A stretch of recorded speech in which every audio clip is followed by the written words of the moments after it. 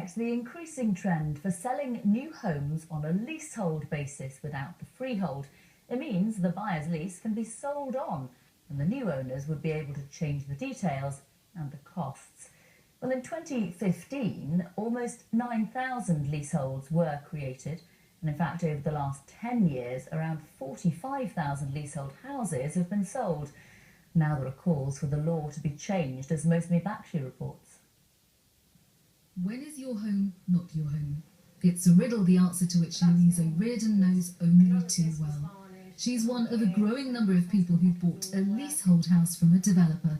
She thought she'd be paying an affordable amount of ground rent to the freehold owner, but since buying the house, it's now emerged that freehold could be sold on, with ground rent potentially rising. I feel really tricked, and I feel stupid that I didn't spot it. I feel stupid that I believed what a salesperson was telling me and that I didn't investigate it further.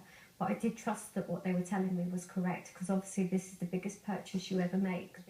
The practice of reselling a freehold is perfectly legal, so how does it work? As the leaseholder, Louise owns the property for the length of the lease, in her case 499 years. The freeholder owns the ground outright.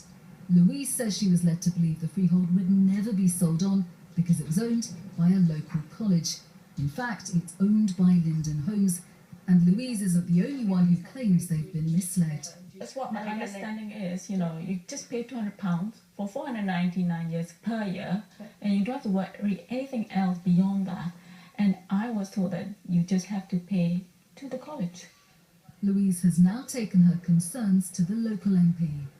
It seems to me that the developers are simply trying to make extra money by selling the house and then also collecting in ground rent and selling the leasehold back to the people they've already sold the house to.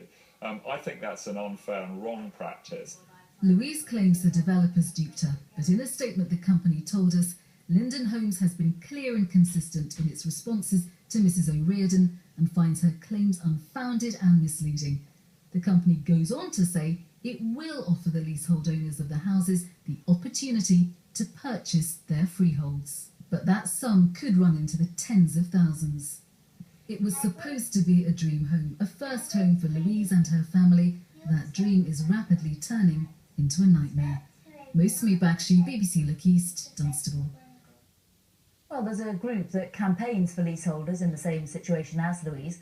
Sebastian O'Kelly from the Leasehold Knowledge Partnership will join me to explain why developers do it. To make more money. If you sell a house leasehold rather than freehold, you are creating an investment asset class at the expense of the person who bought it in perpetuity.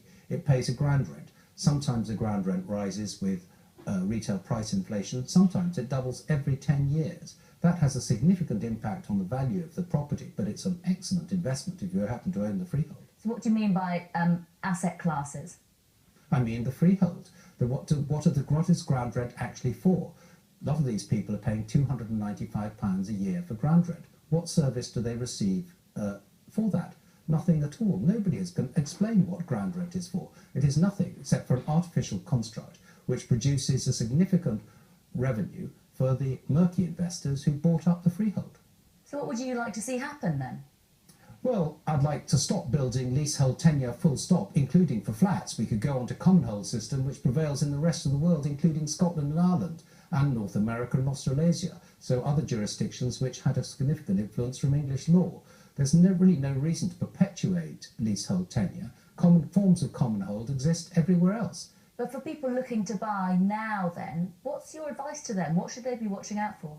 Right, my advice is this. If you are offered a leasehold house, you tell the developer straight off that you're very interested in buying it, but you want to buy the freehold now. The developer will say, oh no, but you can buy the freehold in 2 years' time. You cut through that nonsense and say, you can sell the freehold perfectly easily to me now and you should do so. And if they don't, walk.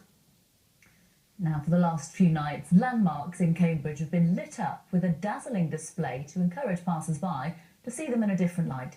The Illuminate Festival highlights the city's place at the forefront of technological research while celebrating its heritage. Louise Hubble went down to have a look.